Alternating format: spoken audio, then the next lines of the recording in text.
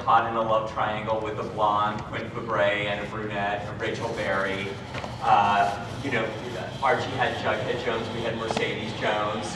And there, you know, there were the evil cheerleaders. There were a lot of archetypes that I thought were really, really fun. But here's another weird one. Veronica's dad's name is Hiram, and Rachel Berry's, one of her dads is named Hiram as well. And it's sort of like, it kept kind of getting weirder and weirder. So I said to John, what if we can do an Archie meets Glee? Those are my favorite Archie stories, the weird crossovers, like Archie meets Punisher, Archie meets Kiss, which Alex wrote, which I loved. And I thought that would be great. And he said, if you can get the Glee guys to do it, let's try it. And I went to my boss, Ryan Murphy, who's one of the co-creators of Glee, brilliant guy.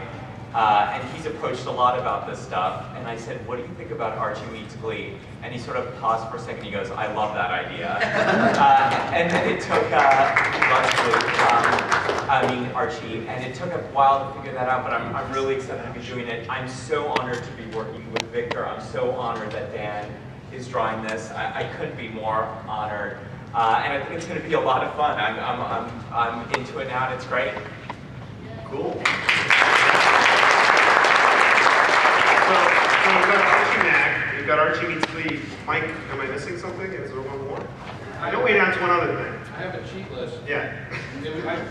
I've never. We announced a little crossover too. Another. Well, yeah, I have three. Hold on. Yeah. You can find it. Announcements. Yes. I'm trying to keep up with John and what the heck is going on here. Archie's like the company list. We announced little things.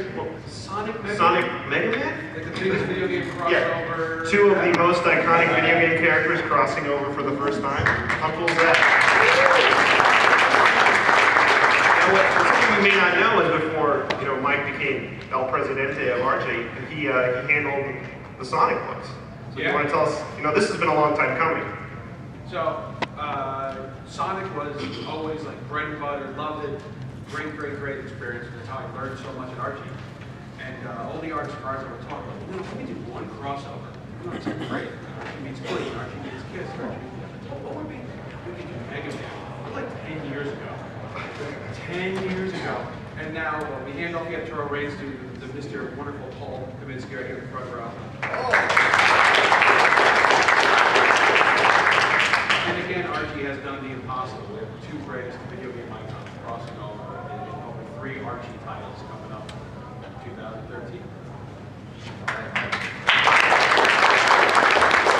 Next year, they're huge for Sabrina, and one of the big things is a Sabrina feature film, and we have Don Murphy here to give us a few teases. Don, I don't know what you can say, but... Well, it's very early days about the Sabrina film. It took a while to get the right studio and get the right situation, but we've got two very hot screenwriters right now, Ferrari, and we went on to probably close to like 30, 35 different screenwriters and had them say, if you could make a Sabrina movie, what would you do?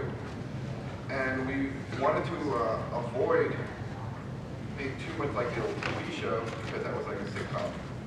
And if you could follow the Sabrina comics that Archie had been putting out, they primarily focused on, being now, like they did a whole manga. It's been much more modern than it was modern comics. And, I don't want to say Harry Potter, although of course we'll have a little Harry Potter. I don't want to say Twilight, but of course we'll have a little Twilight. But we're going to have a lot of Sabrina. It's going to be about a girl who is a teenager and finds out, she's not like everybody else, which of course all of us right now are teenagers. It's going to delve a little bit into some mythology that maybe you've never seen before. I mean, Sabrina's traditionally always been raised by her two aunts, Hilda and Zelda, and that's still going to be happening. But what happened to Mom? Where was Dad? What's going on? We're approaching it as doing I hate this word, but doing a franchise. We don't want to just do one. We want to do a series of these films. And yet we're still going to have the same fun spirit that you had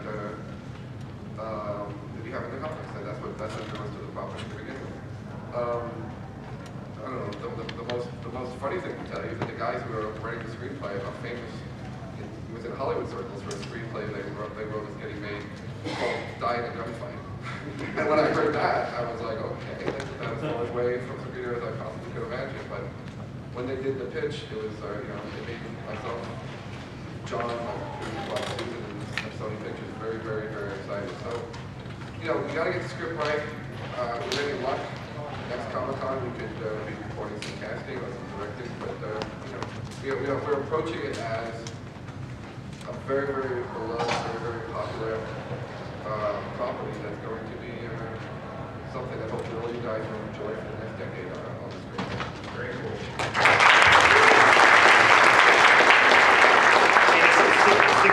One of the cool things about these panels is we get to talk to you, the core fans, and we get to show you some cool stuff that will not be seen anywhere. So if we can dim the lights for a second, we've got a special sneak peek at Moonscoop's Sabrina animated series, which we have not shown anyone anywhere. There will be a half-human witch when this creature turns 18 years of age. She will have to choose which world to live in. And that chosen world will reign supreme over the other.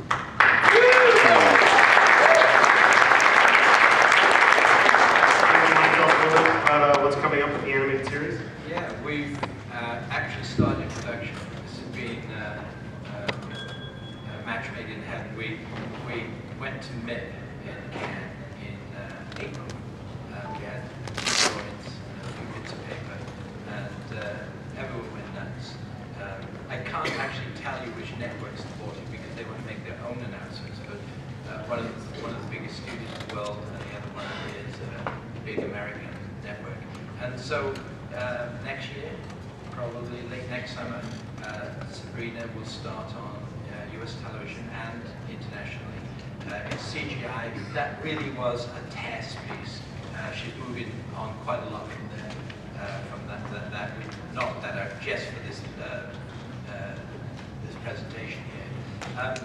Again, just like the live action movie, we want to push her much more towards the Buffy end of the scale. She's got this digital broomstick. Her motor scooter will eventually morph into the broomstick, so she lives in both worlds. Her aunts live on Earth, where they run like a coffee shop, and lots of things happen there. And so it's been really exciting. We've the art development is working with these guys, and we've got a real new look, fresh look for the characters. It's going to be one of the big shows from next year. We're also just started on Little Archie's junior high.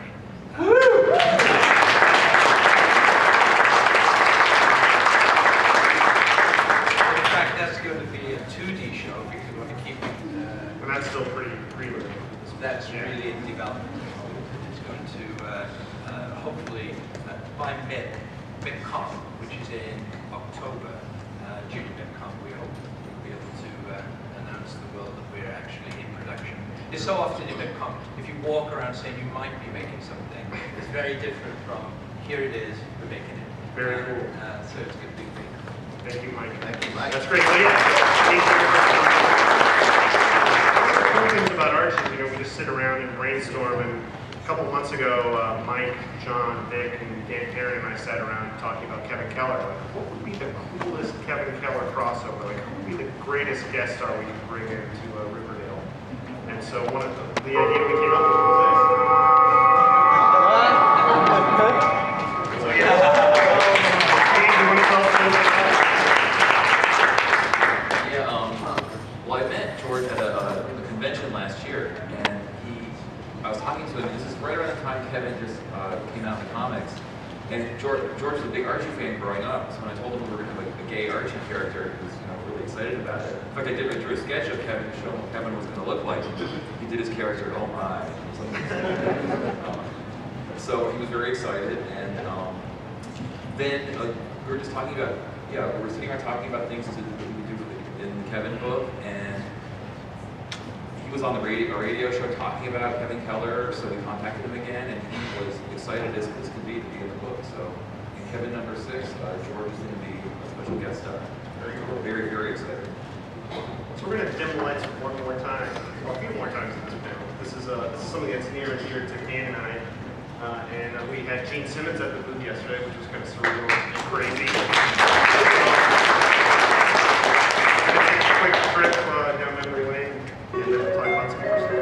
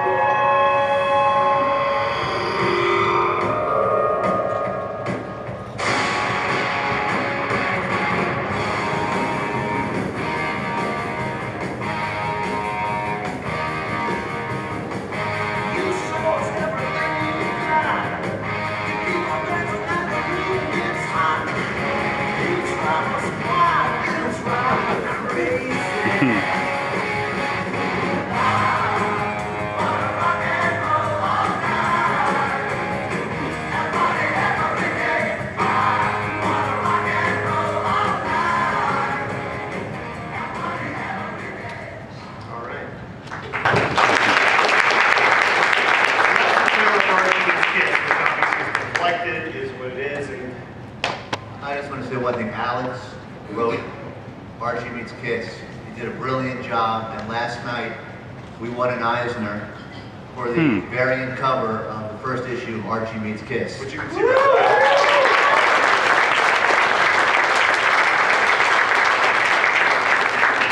there. That is it right up there. Yeah, Francesco Francavilla, who's an amazing artist, we reached out to him and said, hey, we're doing this thing, you want to draw it? A few minutes later, we got a sketch for all 4. All 4 covers linked together to this awesome image.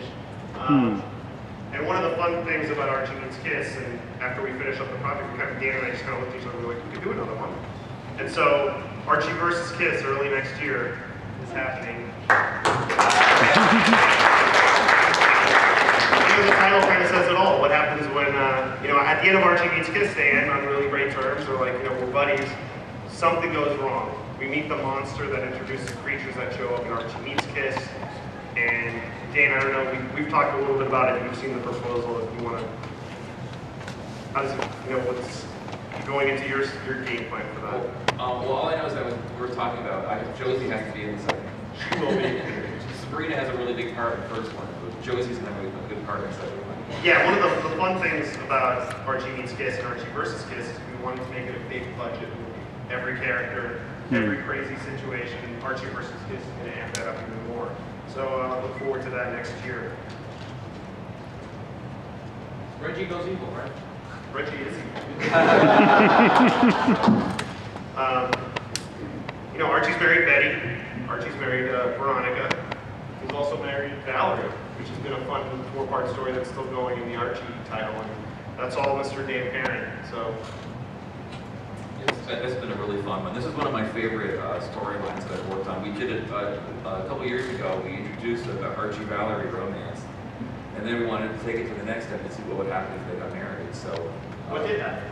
Well, it did happen, of course. That's right, it did happen. So it's Archie and Valerie, they get together, they get married, they have a little baby. And I thought she was really cute. Yeah. and then at the end of the Archie-Valerie storyline, we get a quick glimpse of him marrying, like, what would it be if he married, Sabrina and Josie? We just see like a quick rundown of what happens if he marries all these girls. And basically, so now who hasn't married now? His wife, Cheryl. Cheryl, marry Cheryl. Right. Yeah. So but the Archie-Valerie thing really strikes a chord with a lot of people. I had a lot of people that come to the show, and they're like, they really are into the romance. Somehow the chemistry between the characters just took off. It's hard to explain why. They just work really well together.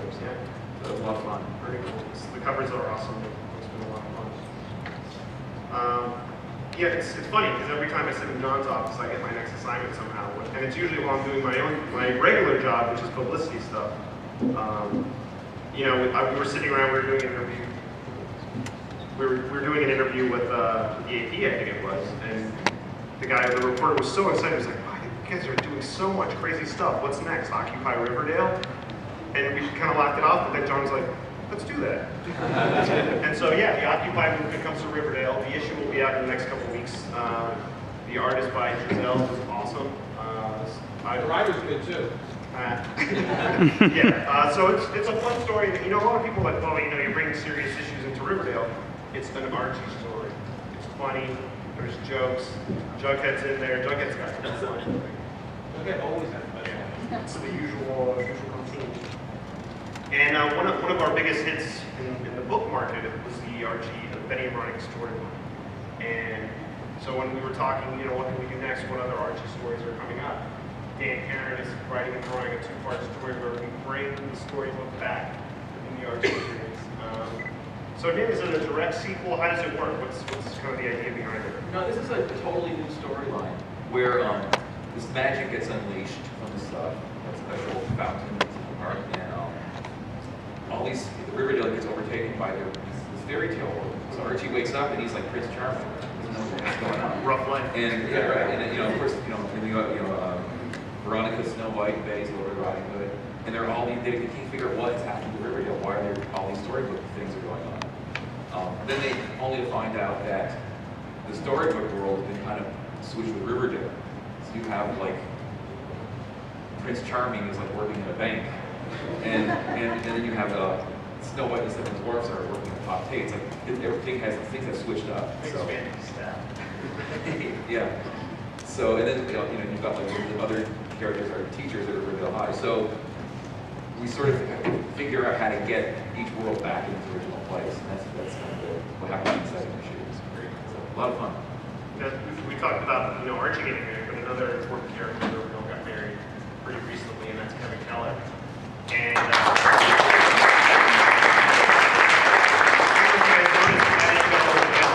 By the way, are there any million?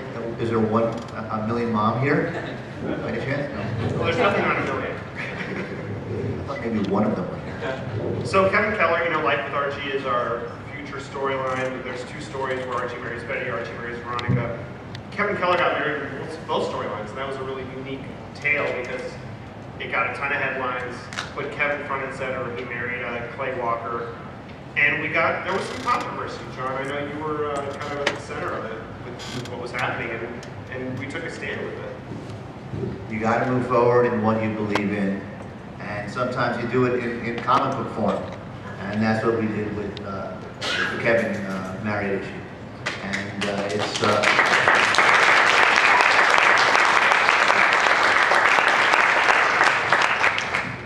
and the reaction was overwhelmingly positive, and I thank all of you for making this issue a sellout issue of Archie Comics. It was really fantastic. So at our booth 2842, you can find the convention-exclusive reprint of Life with Archie, comic size, with a cover by superstar artist Phil Jimenez, which we're showing up here. But you know, once this panel's over, make your way down to the booth, pick it up. This is the only time we're going to reprint it as a single comic book. So this is a pretty unique All we opportunity. have is here. Yeah. There's not much left. Yeah. So you have a couple days. Well, you know, I don't even want to say we have a couple days. Head down to the booth and pick it up. You know, Life with Archie's been, I like to call it our flagship title. And Michael Uslan is the brains behind the origins of Life with Archie. So Michael, I know you've been so integral with the wedding, and what eventually became Life with Archie. So how does it feel, you know, seeing this thing, what it's become? Hi, my name is Michael. I'm an Archie-holic. Amazing thing happened to me last Tuesday. I picked up a copy of the New York Times, and there was not an article about Archie in it. And there's a reason that it's getting international publicity, and it's a reason you're seeing it on TV. There's a reason you're reading about it in places like the New York Times. I have worked with many comic book companies over the decades. I have never worked with a creative source like this that has unleashed every creative talent that they have with a policy of never saying no to any creator, opening the doors to innovation, to being daring, to pushing an envelope, to crossing a boundary. And as a result, we get things like Kevin Keller, we get things like The Wedding. Look, I've spent a lot of time recently in Gotham City, and it's really nice to be in Riverdale for a change.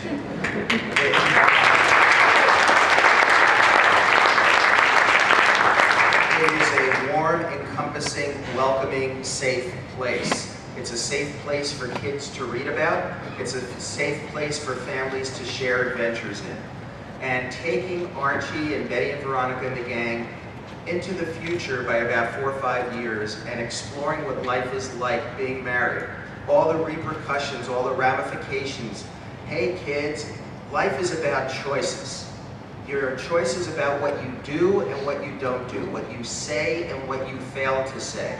There are choices about whether or not you pick on somebody. There are choices in every aspect of growing up that are going to have consequences. Life with Archie is about choices and consequences. It's set in a real world. If people are struggling financially, that's what's going on in the lives of Archie. If people are being polarized in the community politically, that's what's going on in life with Archie. And the best thing I can say here is when the extremist group did raise their ire and try to stop this from happening, objecting to Kevin showing up in Riverdale and being welcome, John stood up to them. John took a stand. John put his head on the chopping block on behalf of all of the creators, not just at Archie, but everywhere in the industry. And I could not be more proud to be working with this company.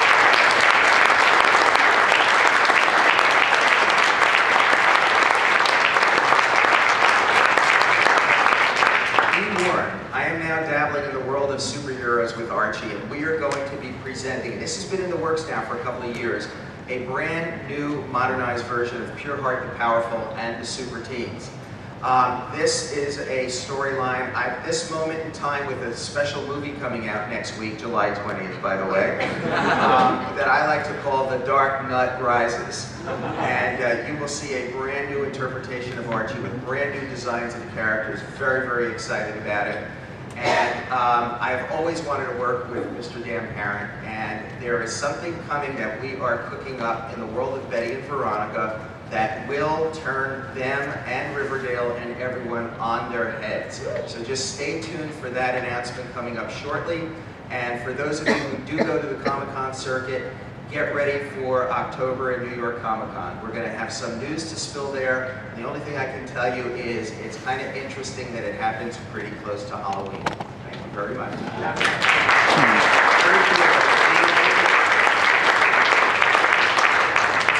Superheroes, so we've got one more clip we can dim lights. It's not just Riverdale at Archie Comics. We have something called Red Circle Comics.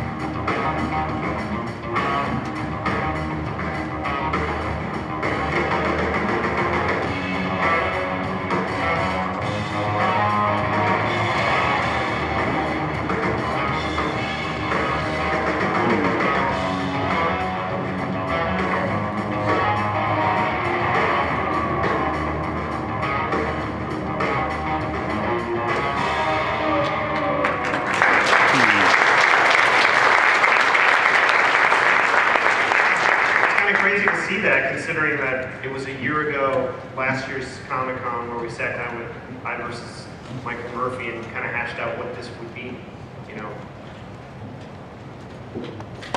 Yeah, it's been a really cool year as far as that thing goes. New Crusaders is something that we talked about last year. One of the things that's so great about working with Archie is how quickly you can move on things, because how excited they get about things when they're one of the only companies that I work with on a regular basis that really seem like they're having fun most of the time. And it makes it a joy to work with them. We talked about New Crusaders last year here at the show, and they had already been thinking about some things they wanted to do with the New Crusaders characters. What I was thinking about was trying to do different things with digital, and how can we start to experiment with digital and find new models for it. So what we came up with was the New Crusaders app, where you have a lot of options inside that app. You can subscribe for 99 cents a week, and you get a new Crusader story, new Crusader story every week. You get new installments, and you get to keep those new installments. But also for your 99-cent subscription, you get access to the entire history of the New Crusaders characters, going all the way back to the 40s, and also the 80s stuff. There's all of the different incarnations of the New Crusaders, and those characters are there for you to take a look at for that 99-cent price. We actually have some updates to the app that are in review at Apple right now, so that you can even purchase those books should you choose to do so. You can really go in and we curate things so that you can see as the new characters are introduced in the story and you see new versions of them, you can go back and see that classic material and learn the history of it. When I look at New Crusaders and the Red Circle Comics app, this is how you relaunch a universe correctly. For 99 cents a week, you can get the whole thing to start with. You can learn what's going on with the characters, and things can expand from there. You don't actually have to follow 25 titles to keep track of what's going on in one place. So I also like the fact that this series is a series that I can enjoy as an adult, and I can also give to my 9-year-old daughter, and she can enjoy it too. I think we need more comics like that, and I commend Archie on making comics like that on a regular basis. As far as digital is concerned, we've got a lot of announcements that we're going to be making later in the year that in some cases are literally world-changing, but we're not going to do those today. What we are going to talk about today is New Crusaders updates, which I just mentioned, and I want to make sure you know about the new incarnations of the Archie Comics app and the Sonic Comics app. Archie and Sonic have done phenomenally well on iOS. We now have those available for Android. And we also have Archie comics available on the web that include all of your Sonic comics and your Mega Man comics. It's really great to have those individual apps for fans of those properties. So we have created a Mega Man app.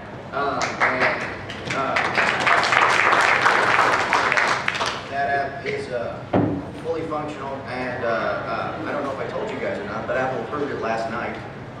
So it will be live.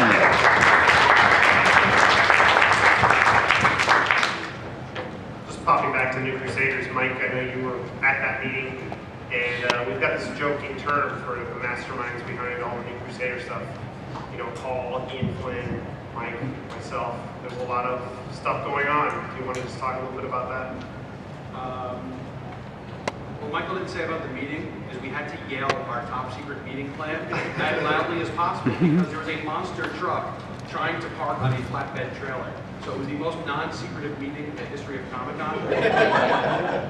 And literally a year, the response from everyone has been so amazing. Everyone wants superheroes that feel good, are fun, that you can have a great time with. You don't want all dark and evil. You don't want shiny and happy. You want to have a great time. You want to see the Shield, who's awesome, is a little crazy. He's got that Batman, but Batman obsessed, where he really messes with these young kids and forces them to become superheroes by locking them in a room and turning on robots to learn how to fight. And I gave away a ton of spoilers at New Crusaders panel, which Alex and Paul here beat me severely, so I won't do that again. But it is, in terms of story, and I am a Comic-Con in Comic Book Heaven, and this, as much as I read comics, as much as I read Archie, there's nothing done before that has this level of mystery, sort of like the Sixth Sense meets the Avengers in the broad scope. Every piece matters. Whether you read the comic book once in your life or never saw New Crusaders, this is the coolest continuity-based comic book experience you can imagine. And we have a ton of fun with it. And outside of the editorial offices and Alex's office, they have their number 2 guy. And we walked over, and in 15 minutes, changed everything we were doing, killed a bunch of characters, changed the costumes, gave everybody new powers, and we're like, this is awesome. All right, now I'm gonna go figure out what Jughead can do with this hamburger thing, this other thing. And okay, and in 15 minutes, we worked out everything, and the 2 guys are like this. What? That's awesome. How did you figure that out before lunch? That's the power of Archie Comics. Top speed, adrenaline, and now we're going to kick everybody's butt doing awesome superheroes.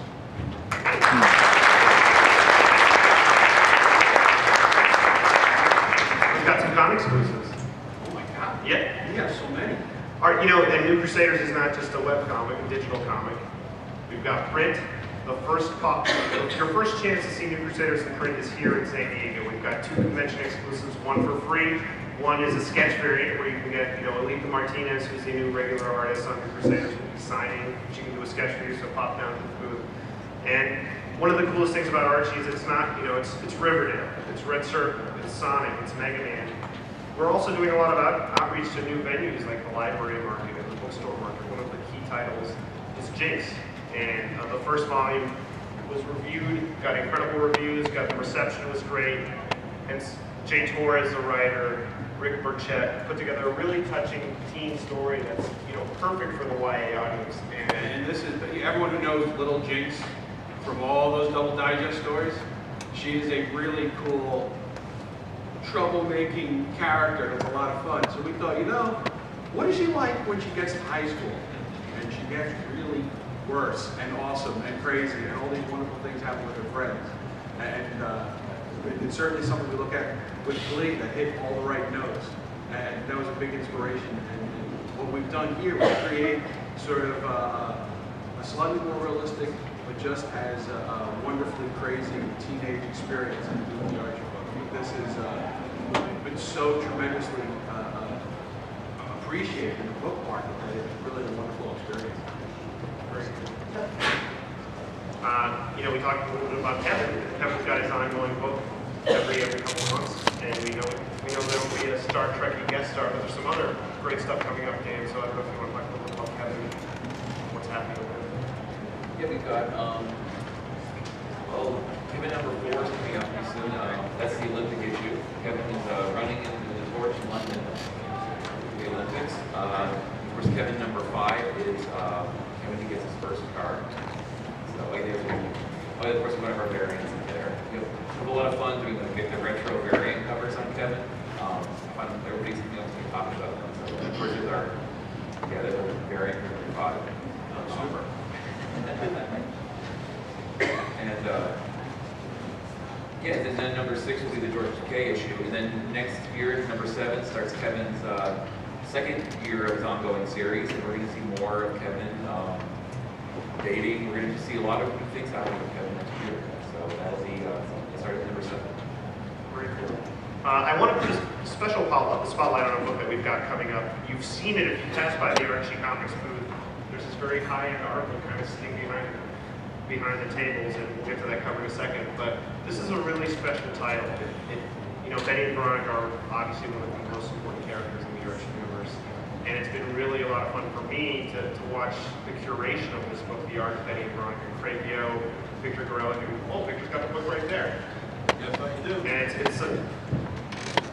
This is just dummy book. Yeah. So,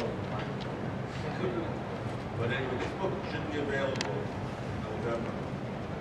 And what it does is it traces the history of the art of Betty and Veronica for 70 years. From the very beginning of Montana right up to the end fiction. In a bikini. This was really, they got that one. Yeah. this was really something I never, in all the years I've been working on a book like this, I had the pleasure of working with Craig Young. One of I do it. I'm hoping that next year we and I will award this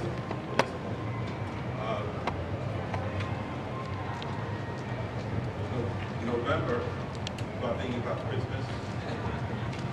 And all I can tell you is a pleasure working on this book, a pleasure working with Craig Yo. And glad that Juan gave me the opportunity to work on this and for this result to keep on.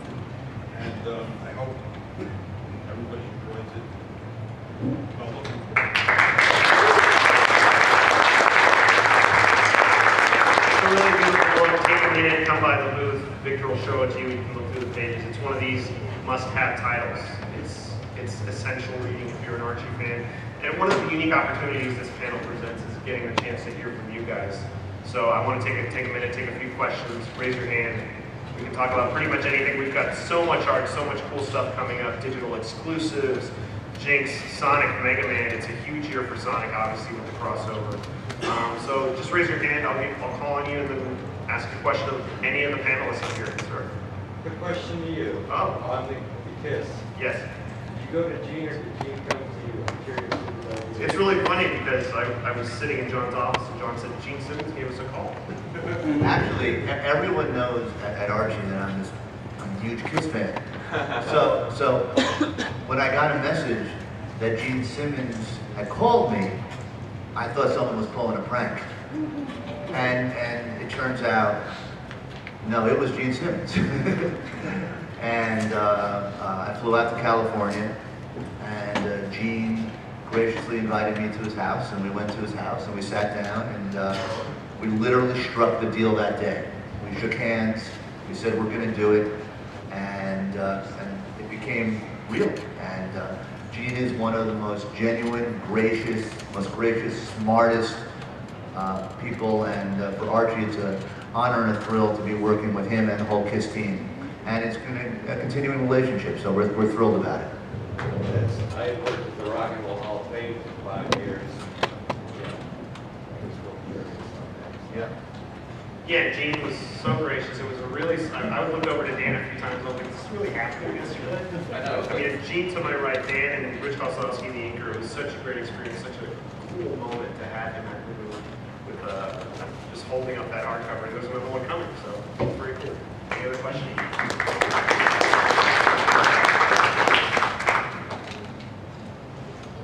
A lot of the celebs actually come to Archie. Yeah. They're just to tell us, hey, man, we really like Archie. We had Michael Strahan, Giants guy on big football, New York Football Giants. He showed up in the books. It was great. Moving Calais, unbelievable recording artist, and he well, competitor Veronica Kovici happened to launch #1 that week with her song. So Coincidence? Something to that. You know, the only time in comic book history this kind of thing happened was with Mad Magazine in its golden age, where celebrities and stars, you know, came in and said, "Oh, can't you make me a parody of Mad?" So this is a real honor for Archie that, you know, Archie has kind of become new Mad in terms of its status.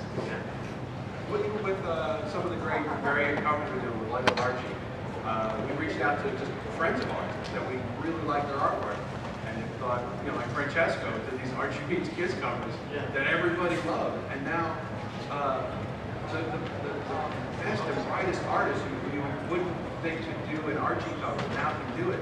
We got a really cool Joe's Who Like with Archie. We've got all these tremendous artists. We're like the destination spot, which is so cool, and work with not just wonderful artists, the nicest people. They're all just as happy to be with Archie as we are to have their art grace our covers. Really neat.